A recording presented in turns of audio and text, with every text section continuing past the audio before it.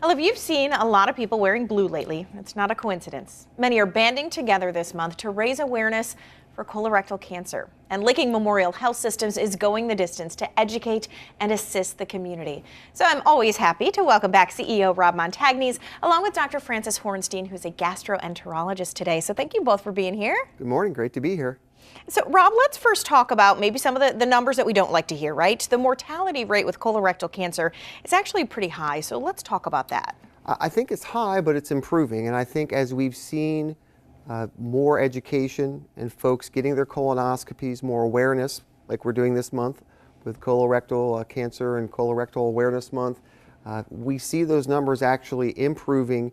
And I think it's a very treatable form of cancer if it's caught early, and folks make themselves available for their colonoscopies and their screening early on and with the prescribed recommendations based on their age and their risk factors. So I know folks need to get past some of the level of discomfort with the preparation and the notion maybe of a colonoscopy, but it's so important, and it's something that can be so critical to long-term health. And it's encouraging to know that things are changing, that people are becoming more aware of that, Yes. because that is the whole hope, right? Absolutely. We got to get those numbers down. So, Dr. Hornstein, what are some of the attributes of those who would typically develop colorectal cancer? So these attributes are categorized according to their risk.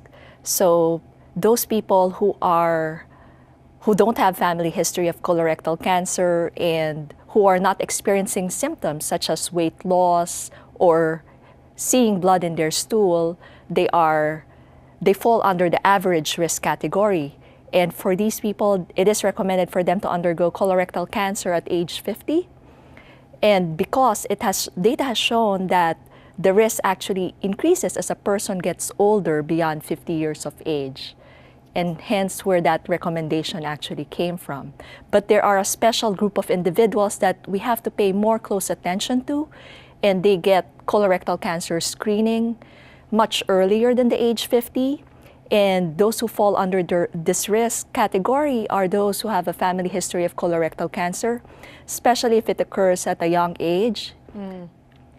And those who have first-degree relatives. There are also these special group of individuals with what we call hereditary polyposis syndromes and hereditary colorectal cancer syndromes. They develop polyps that aggressively grow into cancer and transform into cancer quite rapidly than normal. And those with inflammatory bowel disease, we've probably heard of ulcerative colitis and Crohn's disease. If these are diseases that can affect the colon, cause colon inflammation, and therefore they're more prone to develop colorectal cancer. And for this group, we have more aggressive screening recommendations for them. And I imagine, for those at high risk, obviously you start earlier, but if somebody does get the one at 50, is it an annual thing they need to do? So because of these, there are different screening methods, and the gold standard for screening is a colonoscopy, because this allows us to look at the colon directly using a camera. It allows us to detect very small polyps at its earliest stage and gives us the ability to get it removed. So if an average risk individual gets a colonoscopy and has no polyps or growth, we do this every 10 years even. Okay, so it's not something, Yes. I feel like people get kind of nervous, I have to go through this every year. No. It is not that case. And Rob, you guys, as you keep doing in Licking County, is you host these events for awareness to try to get it out there even more. You've got a lot planned this month. Yeah, we have so many different activities. Most of them focus on education. Dr. Hornstein was just out with a walk with a doc, so that's already taken place out at Black Hand Gorge, I believe.